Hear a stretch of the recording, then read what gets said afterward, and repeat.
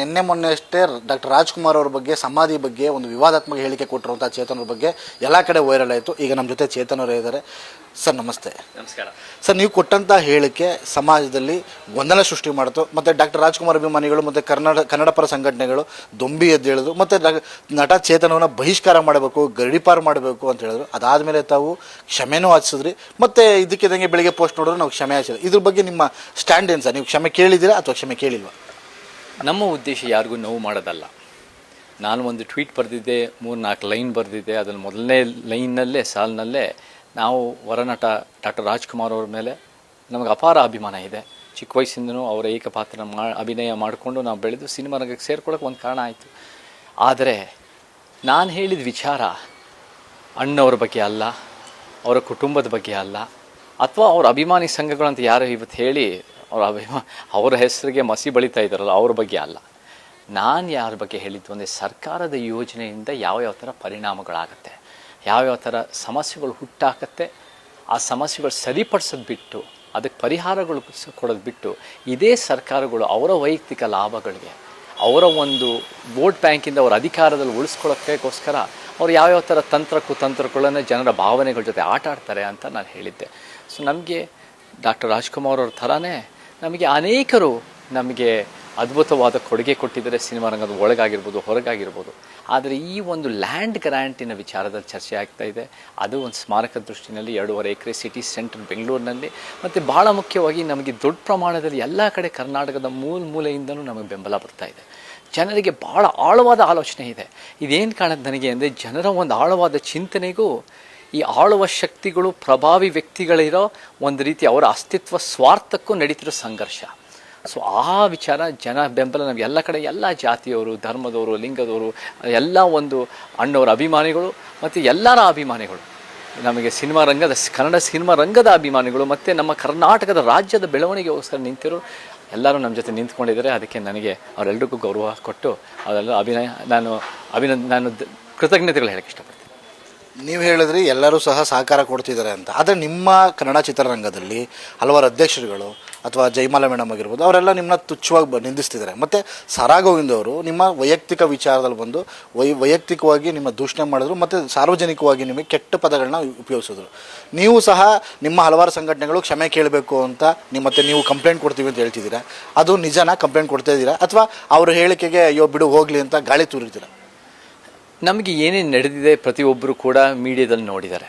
ಯಾವ್ಯಾವ ಥರ ಮಾತುಗಳು ಆಡಿದ್ದಾರೆ. ಯಾರು ರಾಜ್ಕುಮಾರ್ ಅಭಿಮಾನಿ ಸಂಘ ಅಂತ ಹೇಳ್ಕೊಂಡಿರೋರು, ಸಾರಾ ಗೋವಿಂದರು ನಿಜವಾಗ್ಲೂ ರಾಜ್ಕುಮಾರ್ ಅಭಿಮಾನಿ ಅಂತ ಹೇಳ್ಕೊಳ್ಳೋ ಯೋಗ್ಯತೆ ಇಲ್ಲದೆ ಇರೋ ರೀತಿಯಲ್ಲಿ ನಡ್ಕೊಂಡಿದ್ದಾರೆ.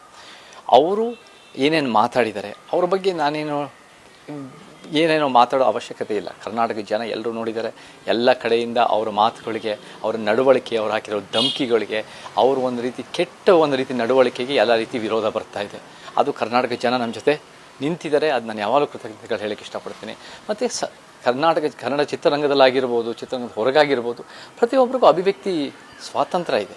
ನಮಗೆ ನಮ್ಮನ್ನು ಟೀಕೆ ಮಾಡಿದ ತಕ್ಷಣ, ನನ್ನ ವಿರೋಧ ಮಾಡಿದ ತಕ್ಷಣ ಅದನ್ನು ನನ್ನ ವೈಯಕ್ತಿಕ ವಿರೋಧ ಅಂತ ನಾನು ನೋಡಲ್ಲ. ನಮ್ಮ ವಿಚಾರಕ್ಕಿಂತ ಬೇರೆ ಥರ ನೋಡ್ತಾರೆ ಅಂತ ನಾನು ಹೇಳ್ತೇನೆ ಅಷ್ಟೇ. ವಿಚಾರಗಳ ನಡುವೆ ಇದು ಒಂದು ರೀತಿಯ ವಾದ ವಿವಾದ, ಸಂಘರ್ಷ ಅಥವಾ ಸೈದ್ಧಾಂತಿಕ ಒಂದು ರೀತಿ ಪ್ರಶ್ನೆಗಳಷ್ಟೇ. ಇದು ಯಾವ ವ್ಯಕ್ತಿಗಳ ಮೇಲೆ ನಮ್ಗೆ ಯಾವ ಮೇಲೂ ಕೋಪ ಇಲ್ಲ, ಯಾವ ಮೇಲೂ ನಮಗೆ ಸಮಸ್ಯೆ ಇಲ್ಲ. ಅವರ ರೀತಿಯಲ್ಲಿ ಅವ್ರು ಹೇಳಿದಷ್ಟು, ಅವ್ರ ವಿಚಾರ ಮಂಡನೆ ಮಾಡಿದಷ್ಟು ಅದು ಪ್ರಜಾಪ್ರಭುತ್ವಕ್ಕೆ ಒಳ್ಳೆಯದು, ಕರ್ನಾಟಕಕ್ಕೆ ಒಳ್ಳೆಯದು. ಸೊ ಎಲ್ಲರ ಅಭಿಪ್ರಾಯಗಳು ಬರಲಿ. ನಾವು ನಮ್ಮ ಅಭಿಪ್ರಾಯಗಳ ಮೇಲೆ ನಮಗೆ ಗಟ್ಟಿಯಾದ ನಂಬಿಕೆ ಇದೆ. ಇದೇ ಕರ್ನಾಟಕಕ್ಕೆ ಒಳ್ಳೆಯದು ಅಂತ ನಮಗೆ ಗೊತ್ತಿದೆ. ಆ ದೃಷ್ಟಿಯಲ್ಲಿ ಹೇಳಿದ್ದೀವಿ. ಅವ್ರ ವಿಚಾರ ಅಷ್ಟು ಅದ್ಭುತವಾಗಿದೆ ಅಂದರೆ ಜನನೇ ತೀರ್ಮಾನ ಮಾಡ್ತಾರೆ. ನಾವು ಯಾರು ಬಾಯಿ ಮುಚ್ಚಿಸೋಕ್ಕೂ ಹೋಗಲ್ಲ. ಯಾರು ನೀವು ಮಾತಾಡಲೇಬೇಕು ಅಂತಲೂ ಬಲವಂತ ಮಾಡಲ್ಲ. ಮಾತಾಡಿದ್ಮೇಲೆ ಅವ್ರ ಮಾತನ್ನು ಯಾರು ಕುಗ್ಸೋ ಪ್ರಶ್ನೆ ಬರಲ್ಲ. ನಿಮ್ಮ ವಿಚಾರ ನೀವು ಹೇಳಿ. ಪ್ರಜಾಪ್ರಭುತ್ವ ನನಗೆ ಜನರ ಮೇಲೆ ಅಪಾರ ನಂಬಿಕೆ ಇದೆ. ಸಾರ್ವಜನಿಕರು ಯಾವುದು ಒಳ್ಳೆಯದು, ಯಾವುದಕ್ಕೆ ಒಳ್ಳೆಯದಲ್ಲ ಅಂತ ಜನರಿಗೆ ಗೊತ್ತಿದೆ. ಜ್ಞಾಪಕ ಇಟ್ಕೊಳ್ಳಿ, ನಾವು ಜನರ ಮಧ್ಯೆ ಒಂದು ಅಸಮಾನತೆ ಇರೋ ವ್ಯವಸ್ಥೆಯನ್ನು ನಾವು ವಿರೋಧ ಮಾಡಬೇಕು. ಎಲ್ಲ ಮನುಷ್ಯರು ಸರಿಸಮಾನದೇ, ಆದರೆ ಎಲ್ಲ ಆಲೋಚನೆಗಳು ಸರಿಸಮಾನ ಆಗಲ್ಲ. ಕೆಲವು ಆಲೋಚನೆಗಳು ಉತ್ತಮವಾಗಿರ್ತವೆ, ಕೆಲವು ಆಲೋಚನೆಗಳು ಬೇರೆ ಬೇರೆ ಹಂತಕ್ಕೆ ಉತ್ತಮ ಅಲ್ಲದೇ ಇರೋರು ಇರ್ತವೆ. ಜನರಿಗೆ ಗೊತ್ತಾಗುತ್ತೆ. ಭಾಳ ಅದ್ಭುತವಾದ ಜಡ್ಜ್ಮೆಂಟ್ ಇದೆ, ಭಾಳ ಅದ್ಭುತವಾಗಿ ಗೊತ್ತಾಗುತ್ತೆ. ಪ್ರತಿಯೊಂದು ಗಮನಿಸ್ತಾ ಇರ್ತಾರೆ. ಸೊ ಅದರ ಮೇಲೆ ನನ್ನ ಸಂಪೂರ್ಣವಾದ ನಂಬಿಕೆ ಇದೆ. ಅಂದರೆ ನೀವು ಹೇಳೋದೇನು ಅಂತಂದರೆ, ನಾನು ಯಾವುದೇ ಕಾರಣಕ್ಕೂ ಡಾಕ್ಟರ್ ರಾಜ್ಕುಮಾರ್ ಅವ್ರನ್ನ ನಾನು ಅವಹೇಳನ ಮಾಡಿಲ್ಲ. ಸರ್ಕಾರ ಕೊಟ್ಟಂತಹ ಜಾಗ ಏನು ಈ ರೀತಿ ಜಾಗಗಳನ್ನ ಕೊಟ್ಕೊಂಡು ಸರ್ಕಾರ ದುರುಪಯೋಗ ಪಡಿಸಿ ಅಂತ ಹೇಳಿದ್ದೀನಿ ಹೊರತು ಡಾಕ್ಟರ್ ರಾಜ್ಕುಮಾರ್ ಬಗ್ಗೆ ಅಭಿಮಾನ ನನಗಿದೆ. ಯಾವುದೇ ಕಾರಣಕ್ಕೂ ಅವರಿಗೆ ನಾನು ಕೆಟ್ಟ ರೀತಿಯಾಗಲಿ ಅಥವಾ ಅವರ ವೈಯಕ್ತಿಕ ಗೌರವಕ್ಕಾಗಿ ಧಕ್ಕೆ ತಂದಿಲ್ಲ ಅಂತ ನೀವು ಹೇಳ್ತೀರಾ. ಅದು ಕ್ಷಮೆ ಕೇಳಿದ್ಯಾಕೆ ಸರ್ ಮತ್ತೆ ತಾವಾದರೆ? ನಾನು ಕ್ಷಮೆ ಕೇಳಿದ್ದು ಅಂದರೆ ಯಾರಿಗಾರು ನೋವಾಗಿದ್ದರೆ ನಮ್ಮ ಮನೆಗೆ ಆ ಸಂದರ್ಭದಲ್ಲಿ ಅನೇಕರು ಬಂದರು, ಬೇರೆ ಬೇರೆ ಹಂತಕ್ಕೆ ಅವರು ಕೂಡ ಕನ್ನಡ ಪರ ಸಂಘಟನೆ ಅಂತ ಹೇಳೋರು ಬೇರೆ ಬೇರೆ ಹಂತಕ್ಕೆ ಗೌರವ ಕೊಟ್ಟಿದ್ದಾರೆ ಅಥವಾ ಅವ್ರ ರೀತಿಯಲ್ಲಿ ನಡ್ಕೊಂಡಿದ್ದಾರೆ. ಯಾರ ಬಗ್ಗೆ ನಾನು ಟೀಕೆ ಮಾಡ್ತಾ ಇಲ್ಲ ಇಲ್ಲಿ. ಬಟ್ ಮೇಯ್ನಾಗಿ ನನಗೆ ಶಿವರಾಮೇಗೌಡರು ಆಗಿರ್ಬೋದು, ಇಂಥವರು ನಮಗೆ ಭಾಳ ಕಾಳಜಿಯಿಂದ ಕನ್ನಡ ಪರ ಪ್ರಾದೇಶಿಕತೆ ಪರ ಕೆಲಸ ಮಾಡ್ಕೊಂಡು ಬಂದಿದ್ದಾರೆ. ಅವರು ಭಾಳ ಗೌರವದಿಂದ ಭಾಳ ಒಳ್ಳೆತನದಿಂದ ಅವರು ವಿಚಾರ ಮಂಡಿಸಿದ್ದಾರೆ. ನಾವು ಯಾರಿಗೂ ನೋವು ಮಾಡೋಕ್ಕೆ ಇಷ್ಟಪಡ್ತಾ ಇಲ್ಲ. ಸೊ ಯಾರಿಗಾರು ನೋವಾಗಿದ್ದರೆ ನಾನು ವಿಷಾದ ವ್ಯಕ್ತಪಡಿಸ್ತೀನಿ ಅಂತ ಹೇಳಿದ್ದೀನಿ. ಆದರೆ ಅದರ ನಂತರ ನಮಗೆ ಸಾರಾ ಗೋವಿಂದ್ ಅವರು ಬಂದು, ಮತ್ತು ನಾನು ಕೂಡ ಅವರು ಶಿವರಾಮೇಗೌಡರು ಹೇಳಿದ್ರು, ಸಾರಾ ಗೋವಿಂದ್ ಅವರು ಬರ್ತಾರೆ, ಬನ್ನಿ ಕೂತ್ಕೊಳ್ಳೋಣ, ಟೀ ಕುಡೀನಿ, ಮಾತಾಡೋಣ, ಏನೇನು ಮಾಡ್ಬೋದು ಅಂತ. ನಾವೆಲ್ಲರೂ ಕರ್ನಾಟಕದ ಒಳಿತಿಗಾಗಿ ಕೆಲಸ ಮಾಡೋಣ ಅಂತ ನೋಡಿದ್ರೆ ಆ ವ್ಯಕ್ತಿ ಬಂದು ಕೂಗಾಡಿ ರಂಪಾಟ ಮಾಡಿ ಮಹಿಳಾ ನಿಂದನೆ ಅವಾಚ್ಯ ಶಬ್ದಗಳು ಮಾಡಿ ಧಮಕಿ ಹಾಕಿ ಹೆದರ್ಸಿದ್ರೆ ಈ ಥರ ಕರ್ನಾಟಕಕ್ಕೆ ಒಳ್ಳೇದು ಅಲ್ಲ. ಈ ಥರ ನಾವು ಬಗ್ಗೋದು ಇಲ್ಲ. ನಾವು ಒಂದು ಏನು ಗೊತ್ತಾ, ನಮ್ಮ ವಿಚಾರಗಳು ಗಟ್ಟಿಯಾಗಿದ್ದಾವೆ, ನಮ್ಮ ವಿಚಾರಗಳು ತಕ್ಕಂತೆ ನಾವು ನುಡಿದಂತೆ ನಡೆಯೋರು. ಸೊ ಆ ದಿಕ್ಕಿನಲ್ಲಿ ನಾವು ಮುಂದುವರಿಸ್ತೀವಿ. ನಾವು ಹೊರನಟ ರಾಜ್ಕುಮಾರ್ ಅವರ ಆದರ್ಶವಾದ ಒಂದು ಕನಸುಗಳು ಏನಿದ್ದಾವೆ ನಮ್ಮ ಚಿತ್ರರಂಗಕ್ಕೆ, ಅಂಥ ಚಿತ್ರರಂಗ ಕಟ್ಟಬೇಕು ಅನ್ನೋ ನಮ್ಮ ಉದ್ದೇಶ ಇದೆ. ಅಂಥ ಸಮಾಜ ನಾವು ಕಟ್ಟಬೇಕು ಅನ್ನೋ ನಮ್ಮ ಉದ್ದೇಶ ಇದೆ ಹೊರತು ಈ ಥರ ದಬ್ಬಾಳಿಕೆ ಜೂರತ್ತಿಂದ ನಡ್ಕೊಳ್ಳಿರೋರಿಗೆ ಹೆದರಿಸಿ ಬೆದರಿಸಿದ್ರೆ ನಾವೇನು ಅದಕ್ಕೆ ಬಗ್ಗಲ್ಲ. ಸೊ ಆ ರೀತಿ ಅವ್ರು ಏನು ಮಾಡ್ತಾರೋ ಅವ್ರ ರೀತಿಯಲ್ಲಿ ಕಾನೂನಾತ್ಮಕ ಅವರು ಮಾಡಲಿ, ಕಾನೂನಾತ್ಮಕ ಕಾನೂನು ಅಡಿಯಲ್ಲಿ ನಾವು ಕೂಡ ಮಾಡ್ತೀವಿ. ಅದೇ ಪ್ರಜಾಪ್ರಭುತ್ವ. ಸೊ ಜನರಿಗೆ ಬಿಟ್ಟಿದ್ದು ಅಂತ ಹೇಳಕ್ಕೆ ಇಷ್ಟಪಡ್ತೀನಿ. ಒಂದಿಷ್ಟು ಜನ ನಿಮ್ಮ ಸ್ನೇಹಿತರು ಅಂದರೆ ನಿಮ್ಮ ಆತ್ಮೀಯ ಬಳಗದಲ್ಲಿ ಗುರುತಿಸ್ಕೊಂಡವರು ಈಗ ಸೋಷಿಯಲ್ ಮೀಡಿಯಾದಲ್ಲಿ ಒಂದು ಪೋಸ್ಟ್ಗಳನ್ನ ಮಾಡ್ತಿದ್ದಾರೆ. ಏನಂತಂದರೆ ಈ ನಟ ಚೇತನ್ನು ಯಾವುದೋ ಬೇರೆ ಜಾತಿಯಲ್ಲಿದ್ದವರು ಅಥವಾ ಬೇರೆ ಜಾತಿಯಲ್ಲಿ ಹುಟ್ಟಿದವರು, ಯಾವುದೇ ರೀತಿ ಬಡ ಕುಟುಂಬದಲ್ಲಿ ಹುಟ್ಟಿಲ್ಲ, ಶ್ರೀಮಂತಿಕೆ ಕುಟುಂಬದಲ್ಲಿ ಹುಟ್ಟವರು, ಈಗ ನಮ್ಮ ದಲಿತ ಸಮುದಾಯದವ್ರ ಹೆಸರು ಹೇಳ್ಕೊಂಡು ಅವ್ರು ಬೆಳೆ ಬೇಯಿಸ್ಕೊತಿದ್ದಾರೆ. ಅಥವಾ ನಮ್ಮ ದಲಿತ ಸಮುದಾಯ ಜನಗಳು ಇನ್ಮೇಲೆ ಚೇತನಿಂದ ದೂರ ಇರಿ, ಹುಷಾರಾಗಿರಿ, ಯಾಕಂದರೆ ನಿಮ್ಮ ಹೆಸರು ಹೇಳ್ಕೊಂಡು ಚೇತನ್ ಅವರು ಬೆಳೆ ಬೇಯಿಸ್ಕೊತಿದ್ದಾರೆ ಅಂತ ಕೆಲವೊಂದಷ್ಟು ನಿಮ್ಮ ಜೊತೆಲಿದ್ದಂಥ ಸ್ನೇಹಿತರುಗಳೇ ಫೇಸ್ಬುಕ್ಕಲ್ಲಿ ಪೋಸ್ಟ್ಗಳಾಗ್ತಿದ್ದಾರೆ. ಅವ್ರಿಗೇನು ಉತ್ತರ ಕೊಡ್ತೀರಾ ಸರ್ ತಾವು? ನೋಡಿ, ಪ್ರತಿಯೊಬ್ಬರು ನಾವೆಲ್ಲ ಹೇಳ್ದಂಗೆ ಅವ್ರವ್ರ ರೀತಿ ವಿಚಾರ ಮಂಡನೆ ಮಾಡೋಕ್ಕೆ ಸ್ವಾತಂತ್ರ್ಯ ಇದೆ. ಅವರು ವಿಚಾರ ಚೆನ್ನಾಗಿದೆ, ಜನ ಒಪ್ತಾರೆ. ವಿಚಾರ ಅಷ್ಟು ಉತ್ತಮವಾಗಿಲ್ಲ ಅಂದರೆ ಜನನೇ ಅದನ್ನು ತಿರಸ್ಕಾರ ಮಾಡ್ತಾರೆ. ನಾನು ಯಾವ ಜಾತಿಗೆ ಹುಟ್ಟಿದ್ದೀನಿ, ಯಾವ ಧರ್ಮಕ್ಕೆ ಹುಟ್ಟಿದ್ದೀನಿ, ಯಾವ ಊರಿಗೆ ಹುಟ್ಟಿದ್ದೀನಿ, ಯಾವ ಆರ್ಥಿಕ ಕುಟುಂಬಕ್ಕೆ ಹುಟ್ಟಿದ್ದೀನಿ, ಇದು ಯಾವ ಲಿಂಗಕ್ಕೆ ಹುಟ್ಟಿದ್ದೀನಿ, ಇದು ಯಾವ ಮಾತೃಭಾಷೆಗೆ ಹುಟ್ಟಿದ್ದೀನಿ, ಇದು ಯಾವುದು ನಂಗೆ ಕೈಯಲ್ಲಿಲ್ಲ. ಅದು ಯಾವುದು ಯಾರ ಕೈಯಲ್ಲೂ ಇಲ್ಲ. ಯಾರೂ ಪಾಪ ಪುಣ್ಯ ಅಂತ ಮಾಡಿಲ್ಲ. ಅದು ಬರೀ ಆಕಸ್ಮಿಕವಾಗಿ ಬೈ ಚಾನ್ಸಾಗಿ ಹುಟ್ಟಿರೋದು. ಆದರೆ ನಾವೆಲ್ಲರೂ ಕೂಡ ಬೈ ಚಾಯ್ಸ್ ಆಗಿ ಹುಟ್ಟಿದ ಮೇಲೆ ನಾವೊಂದು ಸಮಾಜದ ಕನಸುಗಾರರು. ಆ ಸಮಾಜ ನಿರ್ಮಾಣ ಮಾಡೋದು ಅಂತ ನಮ್ಮ ಸಂವಿಧಾನ ಹೇಳಿದೆ. ಅದೇ ನಮಗೆ ಉತ್ತಮವಾದ ವ್ಯಕ್ತಿಗಳು ಅದನ್ನು ಮಾಡಿ ತೋರಿಸಿ ನುಡಿದಂತೆ ನಡೆದಿದ್ದಾರೆ.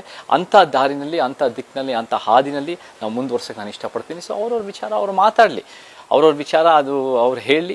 ಅದನ್ನೇನಾದರೂ ನಿಜವಾಗ್ಲೂ ಹೇಳಬೇಕು, ನನ್ನನ್ನು ವೈಯಕ್ತಿಕವಾದ ಟೀಕೆ ಮಾಡೋದಕ್ಕಿಂತ ನೀವು ನಿಮ್ಮ ವಿಚಾರಗಳು ಹೇಳಿ, ಅದರಿಂದ ನಾನು ಕಲ್ತ್ಕೊಳ್ಳೋಕೆ ತಯಾರಿದ್ದೀನಿ, ನನ್ನನ್ನು ನಾನು ತಿದ್ಕೊಳ್ಳೋಕೆ ತಯಾರಿದ್ದೀನಿ. ಬಟ್ ನಿಮ್ಮಲ್ಲಿ ಉತ್ತಮ ವಿಚಾರ ಇಲ್ಲದೇ ಇದ್ದಾಗ ಈ ರೀತಿ ಪರ್ಸ್ನಲ್ ಅಟ್ಯಾಕ್ಗಳು ಬರುತ್ತೆ. ಈ ಸಾರ್ವಜನಿಕ ವಲಯದಲ್ಲಿದ್ದಾಗ ಆನೆ ಚರ್ಮ ಇರಬೇಕು, ಒಂದು ಟಿಕ್ ಸ್ಕಿನ್ ಇರಬೇಕು. ಅದು ಬರಲಿ, ಅವ್ರು ಹೇಳಿ, ಅವ್ರು ಟೀಕೆ ಮಾಡಲಿ. ಬಟ್ ನಾನು ಒಳ್ಳೆ ವಿಚಾರ ಹೇಳಿದ್ರೆ ನಾನು ಕಲಿಯೋದಕ್ಕೂ ಸಿದ್ಧನಾಗಿದ್ದೀನಿ. ಪ್ರತಿಯೊಬ್ಬ ಮನುಷ್ಯನಿಂದ ಕಲಿಯೋದು ಬೇಕಾದಷ್ಟು ಇರುತ್ತೆ. ನಾವೆಲ್ಲರೂ ಆ ಕಲಿಯೋ ಮನೋಭಾವ ಇದ್ದೇ ಇರಬೇಕು. ನಾನು ಕೂಡ ಅನೇಕ ವಿಚಾರವಂತರಿಂದ ಇವತ್ತು ಕಲಿತಾ ಇದ್ದೀನಿ. ಲೈಫ್ ಲಾಂಗ್ ಸ್ಟೂಡೆಂಟಾಗಿ ನಾವು ರೀತಿ ಬದುಕಕ್ಕೆ ನಾನು ಇಷ್ಟಪಡ್ತೀನಿ. ಒಂದಿಷ್ಟು ನಿಮ್ಮ ಹೇಳಿಕೆ ಆದಮೇಲೆ ಒಂದಿಷ್ಟು ರಾಜಕೀಯ ನಾಯಕರುಗಳು ಹೇಳಿಕೆ ಕೊಟ್ಟರು. ಏನಂತಂದರೆ ಚೇತನ್ನು ಸುಮ್ಮನೆ ಕೂತ್ಕೊಂಡು ಬುಟಾಟಿಕೆಯಾಗಿ ಮಾತಾಡ್ತಾನೆ, ಅದಾದಮೇಲೆ ಎಲ್ಲ ಸೋಷಿಯಲ್ ಮೀಡಿಯಾದಲ್ಲಿ ಪೋಸ್ಟ್ ಹಾಕ್ತಾರೆ, ತಾಕತ್ತಿದ್ರೆ ಒಂದು ಎಲೆಕ್ಷನ್ ನಿಂತ್ಕೊಳ್ಳಪ್ಪ, ಗೆದ್ದು ತೋರಿಸ್ಲಿ, ಸುಮ್ಮನೆ ಅದೆಲ್ಲ ಬಿಟ್ಬಿಟ್ಟು ಸುಮ್ಮನೆ ಕಾಲಹರಣ ಮಾಡಿಕೊಂಡು ಏನಕ್ಕೆ ಅವ್ರ ಜೊತೆ ವಾದ ವಿವಾದ ಸಂಘರ್ಷ ಏನಕ್ಕೆ ಬೇಕು, ಕೆಲಸಕ್ಕೆ ಬಾರ್ದಂತ ಚೇತನು ಅಂತ ಹೇಳಿದ್ರು ಕೆಲವು ನಾಯಕರು. ನಿಮ್ಮ ಗಮನಕ್ಕೂ ಬಂದಿರುತ್ತೆ. ಅಂಥ ನಾಯಕರಿಗೆ ನಿಮ್ಮ ಹೇಳಿಕೆ ಏನು ಸರ್, ಉತ್ತರ ಏನಿಂದ? ಜನ ಅವರು ಮಾತಾಡ್ತಾ ಇದ್ದಾರೆ, ರಾಜಕೀಯದವರು ಮಾತಾಡ್ತಾ ಇದ್ದಾರೆ. ಒಂದು ಹೇಳ್ತೀನಿ, ಇದು ಒಂದು ಈಗೋ ಬ್ಯಾಟಲ್ ಆಗೋದ್ರಲ್ಲಿ ಅರ್ಥ ಆಗಿಲ್ಲ. ಆ ವ್ಯಕ್ತಿ ಯಾರೇ ಇರ್ಬೋದು, ಅವರು ಒಳ್ಳೇದು ಮಾಡೋಕ್ಕೆ ಹೊರಟಿದ್ದಾರೆ, ಒಳ್ಳೇದಾಗಲಿ. ಬಟ್ ಮೆಚ್ಯೂರಿಟಿ ಇರಬೇಕು, ಒಂದು ಸಮಾಜನ ಅರ್ಥೈಸ್ಕೋಬೇಕು. ನಾನು ಒಂದು ಏನೋ ಟ್ರಿಗರ್ ಆಗಿಬಿಟ್ಟಿದ್ದೀನಿ ಅಂತ ಅನ್ನೋ ಕಾರಣಕ್ಕೆ ನಾನು ಪರ್ಸ್ನಲ್ ಅಟ್ಯಾಕ್ ಮಾಡಿದ್ರೆ ರಾಜ್ಯಕ್ಕೂ ಒಳ್ಳೇದಲ್ಲ, ನಿಮ್ಮ ಪಕ್ಷಗಳಿಗೂ ಒಳ್ಳೇದಲ್ಲ. ನಾವೇನು ಮಾಡಬೇಕು ಅಂದರೆ, ನಾವು ಈಗೋ ಬ್ಯಾಟಲ್ ಮೀ ವರ್ಸಸ್ ಹಿಮ್ ಅನ್ನೋದಲ್ಲ. ನಮಗೆ ಕರ್ನಾಟಕಕ್ಕೆ ಇದೊಂದು ಪಾರ್ಲಿಮೆಂಟ್ರಿ ಡೆಮಾಕ್ರಸಿ ಅಂದರೆ ನಮ್ಮ ಪಾಲಿಟಿಕ್ಸ್ ಬೇಕೇ ಬೇಕು. ಎಲ್ಲರಿಗೂ ಮಾತಾಡೋ ಯೋಗ್ಯತೆ ಇದೆ. ಬರೀ ಮಾಜಿ ಪ್ರಧಾನಮಂತ್ರಿ ಅವರ ಮೊಮ್ಮಗ ಮಾತ್ರ ಮಾತಾಡೋ ಯೋಗ್ಯತೆ ಇಲ್ಲ. ಎಲ್ಲರಿಗೂ ಮಾತಾಡೋಕ್ಕೆ ಯೋಗ್ಯತೆ ಇದೆ. ಯಾರ್ಯಾರ ವಿಚಾರ ಉತ್ತಮವಾಗಿದೆ ಜನ ತೀರ್ಮಾನ ಮಾಡ್ತಾರೆ. ಆದರೆ ಪಾರ್ಲಿಮೆಂಟ್ರಿ ಡೆಮಾಕ್ರಸಿನಲ್ಲಿ ನಮ್ಮ ತಂದೆಯವರ ನಮ್ಮ ತಾತ ಅವರು ಕಟ್ಟಿರೋ ಪಕ್ಷದಲ್ಲೇ ನಿಂತ್ಕೊಂಡು ನಾನು ಗೆಲ್ಲೋದು ಸೋಲೋದು ಅದಲ್ಲ. ನಾವು ಒಂದು ಆಲ್ಟರ್ನೇಟಿವ್ ಪೊಲಿಟಿಕಲ್ ಮೂವ್ಮೆಂಟ್ ಕಟ್ಟಿ ಭಾಳ ದೊಡ್ಡ ಪ್ರಮಾಣದಲ್ಲಿ ಕರ್ನಾಟಕದ ಪರಿವರ್ತನೆಗೆ ನಾವು ಕಾರಣರಾಗಬೇಕು. ಆ ದಿಕ್ಕಿನಲ್ಲಿ ನಾವು ಹೋಗಬೇಕು. ನಮ್ಮ ಮಾದರಿಗಳು ಬಾಬಾ ಸಾಹೇಬ್ ಅಂಬೇಡ್ಕರ್ ಆಗಿರ್ಬೋದು, 3 ಪಕ್ಷಗಳು ಕಟ್ತಾರೆ, independent labour party, schedule caste federation, Republican party of India ಅಂತ ಕಟ್ತಾರೆ. ನಮ್ಮ ಮಾದರಿ ತಂದೆ ಪೆರಿಯಾರರು ಪ್ರಾದೇಶಿಕವಾಗಿ ಏನು ದ್ರವಿಡಿಯನ್ ಮೂವ್ಮೆಂಟ್ ಅಂತ ಹೇಳ್ತಾರೆ ಕಟ್ಟಿರೋದು. ತಮಿಳುನಾಡಿನಲ್ಲಿ ಇವಾಗೂ ಚುನಾವಣೆ ನಡೀತಾ ಇದೆ. ಅದು ಭಾಳ ದೊಡ್ಡ ಪ್ರಮಾಣದ ದ್ರವಿಡಿಯನ್ ಪಾಲಿಟಿಕ್ಸು ಆ ರಾಜ್ಯದ ಮೂಲ ಬೇರು ಅದು. ಸೊ ಆ ದಿಕ್ಕಿನಲ್ಲಿ ನಾವು ಕೂಡ ಪ್ರಾದೇಶಿಕವಾಗಿ ನಮ್ಮ ಮಾದರಿ ಕಾಂಶಿರಾಮ್ಜಿಯವರು ಅವ್ರದ್ದೇ ಆದ ಒಂದು ಬಹುಜನ ಶಕ್ತಿ ಅನ್ನೋದು ಕಟ್ತಾರೆ. ಈ ಒಂದು ಅಂಬೇಡ್ಕರಿಸಮ್, ಪೆರಿಯಾರಿಸಮ್, ಕಾಂಶಿರಾಮಿಸಮೇ ನಮಗೆ 21ನೇ ಶತಮಾನದ ಸಮಾಜ ಸಮಾನತಾವಾದ, ಅದೇ ಸಂವಿಧಾನವಾದ. ಸೊ ಆ ದಿಕ್ಕಿನಲ್ಲಿ ನಮಗೆ ಪಾಲಿಟಿಕ್ಸ್ ಬೇಕೇ ಬೇಕು. ಪಾಲಿಟಿಕ್ಸ್ ಅಂದರೆ ನೀವು ಯಾವ ಪಕ್ಷ ವೋಟ್ ಮಾಡ್ತೀರಾ ಅಥವಾ ಯಾವ ಪಕ್ಷಕ್ಕೆ ಜೆಂಡಾ ಹಾಕೋದು ಇಟ್ಕೊಳ್ತೀರಾ ಅಲ್ಲ. ಪಾಲಿಟಿಕ್ಸ್ ಅಂದರೆ ನಿಮ್ಮ ಆಯ್ಕೆಗಳು, ನೀವೇನು ಮಾತಾಡ್ತೀರಾ, ಹೆಂಗೆ ಮಾತಾಡ್ತೀರಾ, ಹೆಂಗೆ ನುಡಿದಂತೆ ನಡೀತೀರಾ, ಇದೆಲ್ಲ ನಿಮ್ಮ politics. Your choices are your politics. So ನಮಗೆ ಕರ್ನಾಟಕಕ್ಕೆ ಒಂದು ಪೊಲಿಟಿಕಲ್ ಮೂವ್ಮೆಂಟ್ ಬೇಕೇ ಬೇಕು. ಅದನ್ನು ದೊಡ್ಡ ಪ್ರಮಾಣದಲ್ಲಿ ಕಟ್ಟೋಣ. ನಾನು ಬೆಳಿಬೇಕು ಅಂತಲ್ಲ, ನಾನು ಎಲೆಕ್ಷನ್ ನಿಂತ್ಕೊಳ್ಳೋದಲ್ಲ, ನಾನು ಮುಖ್ಯಮಂತ್ರಿ ಅಥವಾ ಒಂದು ರೀತಿ MLA ಆಗೋದಲ್ಲ. ನಮಗೆ ಕರ್ನಾಟಕದ ಪ್ರತಿಯೊಬ್ಬ ಕಾಳಜಿ ಇರೋ ಸಮಾಜ ಸಮಾನತಾವಾದಿ, ಅದು ದಲಿತ ಸಮಾನತಾವಾದಿ ಆಗಿರ್ಬೋದು, ಮಹಿಳಾ ಸಮಾನತಾವಾದಿ, ಬ್ರಾಹ್ಮಣರ ಸಮಾನತಾವಾದಿಗಳಾಗಿರ್ಬೋದು, ನಾಸ್ತಿಕರು, ಮುಸ್ಲಿಂ, ಯಾವುದೇ ಸಮಾನತಾವಾದಿಗಳಾಗಿರ್ಬೋದು, ಅವರ ಅಧಿಕಾರದಲ್ಲಿ ಇರಬೇಕು, ಅವರು ಮುಂದೆ ಬರಬೇಕು, ಅವರು ನಮ್ಮ ರಾಜ್ಯನ ಮುಂದುವರಿಸ್ಕೊಂಡು ಹೋಗಬೇಕು. ನಾವು ಒಂದು ಸಮಾಜ ದಿಕ್ಕಿನಲ್ಲಿ ನಾವು ಕಟ್ಟಿದ್ರೆ ಉತ್ತಮ ರಾಜ್ಯ ಬರೀ ದೇಶದಲ್ಲಿ ಅಷ್ಟೇ ಅಲ್ಲ, ಪ್ರಪಂಚದಲ್ಲಿ ಆಗ್ತೀವಿ ಅಂತ ಹೇಳಕ್ಕೆ ಇಷ್ಟಪಡ್ತೇನೆ. ಅಂದರೆ ನಟ ಚೇತನ್ ಅವರು ವಿಚಾರವಂತಿಕೆಯಾಗಿ ಹೋರಾಟವನ್ನು ಮಾಡ್ತೀನಿ. ಯಾವುದೇ ರೀತಿ ಬೂಟಾಟಿಕೆ ಮಾತುಗಳು ಅಥವಾ ಬೂಟಾಟಿಕೆ ಪೋಸ್ಟ್ಗಳು ಸಹ ನಾನು ಮಾಡಲ್ಲ. ಯಾವುದೇ ನಟ ಆಗಿರ್ಬೋದು, ಯಾವುದೇ ರಾಜಕೀಯರಾಗಿರ್ಬೋದು, ಅವ್ರ ವಿರುದ್ಧವಾಗಿ ವೈಯಕ್ತಿಕವಾಗಿ ಹೇಳಿಕೆ ನಿಮ್ಮದಿಲ್ಲ. ನನ್ನ ಹೋರಾಟ ಅಥವಾ ನನ್ನ ಸಿದ್ಧಾಂತದ ಹೋರಾಟ ಜನಪರವಾಗಿರುತ್ತೆ ಮತ್ತು ಯಾವುದು ಸಮಾನತೆ ಪರವಾಗಿರುತ್ತೆ, ನಿಮ್ಮ ಯಾವ ಸಮಾಜ ಪರವಾಗಿರುತ್ತೆ ಅಂತ ನೀವು ಹೇಳೋಕ್ಕೆ ಇಷ್ಟಪಡ್ತೀರಾ. ಕೊನೆಯದಾಗಿ ನಮ್ಮ ಕರ್ನಾಟಕ ಜನತೆಗೆ ಏನಂತ ಹೇಳೋಕ್ಕೆ ಇಷ್ಟಪಡ್ತೀರಾ? ಕರ್ನಾಟಕ ಜನತೆ, ನಿಮಗೆ ಭಾಳ ಆಳವಾದ ಒಂದು ರೀತಿ ಚಿಂತನೆ, ಸಮಾಜದ ಬಗ್ಗೆ ಕಾಳಜಿ ಇದೆ. ನಿಮಗೆ ಗೊತ್ತಾಗತ್ತೆ ಯಾವುದು ಒಳ್ಳೆಯದು, ಎಷ್ಟು ಮಟ್ಟಿಗೆ ಒಳ್ಳೆಯದು, ಯಾವುದು ಒಳ್ಳೆಯದಲ್ಲ, ಎಷ್ಟು ಮಟ್ಟಿಗೆ ಸಮಸ್ಯೆ ಅನ್ನೋದು ನಿಮ್ಗೆ ಭಾಳ ಆಳವಾಗಿದೆ. ಎಷ್ಟೋ ಸಲ ಏನಾಗುತ್ತೆ ಅಂದರೆ ಕೆಲವು ಪ್ರಭಾವಿಗಳು ಅವ್ರವ್ರ ಅಸ್ತಿತ್ವಕ್ಕೋಸ್ಕರ, ಅವ್ರ ವೈಯಕ್ತಿಕ ಲಾಭಕ್ಕೋಸ್ಕರ ಈ ಒಂದು ರೀತಿ ರಾಜ್ಯನ ಅವ್ರ ಕಪಿಮುಷ್ಟಿಲಿಟ್ಕೊಂಡು ಅವ್ರು ದುರುಪಯೋಗ ಮಾಡ್ತಾ ಇದ್ದಾರೆ. ನಾವು ಅದಾಗೋದಕ್ಕೆ ಬಿಡಬಾರ್ದು. ನಮ್ಮದೇ ಆದ ಒಂದು ಶಕ್ತಿ ಇದೆ, ಸಂವಿಧಾನ ಶಕ್ತಿ ಇದೆ, ನಮ್ಮದೇ ಆದ ಒಂದು ರೀತಿ ಆದರ್ಶ ಸಮಾಜದ ಕನಸುಗಳು ನಮ್ಮ ಮಹಾನ್ ವ್ಯಕ್ತಿಗಳು ಎಷ್ಟೋ ಜನ ನಮಗೆ ಹೇಳ್ಕೊಟ್ಟಿದ್ದಾರೆ. ಆ ಹಾದಿಲಿ ನಾವು ನಡೆದರೆ ನಮಗಾಗಿರೋ ಅನ್ಯಾಯಗಳು ಮುಂದಿನ ತಲೆಮಾರುಗಳಿಗೆ ಆಗದೆ ನಾವು ನೋಡ್ಕೋಬೋದು. ಒಂದು ಉತ್ತಮ ಕರ್ನಾಟಕ ಕಟ್ಬೋದು, ಒಂದು ಸಮಾಜ ಕರ್ನಾಟಕ ಕಟ್ಬೋದು ಅಂತ ಹೇಳಕ್ಕೆ ಇಷ್ಟಪಡ್ತೀನಿ. ಸೊ ನಿಮ್ಮೆಲ್ಲರ ಬೆಂಬಲಕ್ಕೆ, ನಿಮ್ಮೆಲ್ಲರ ಪ್ರೀತಿ ವಿಶ್ವಾಸಕ್ಕೆ ನಾನು ಯಾವಾಗಲೂ ಚಿರಋಣಿಯಾಗಿರ್ತೀನಿ ಅಂತ ಹೇಳಕ್ಕೆ ಇಷ್ಟಪಡ್ತೀನಿ.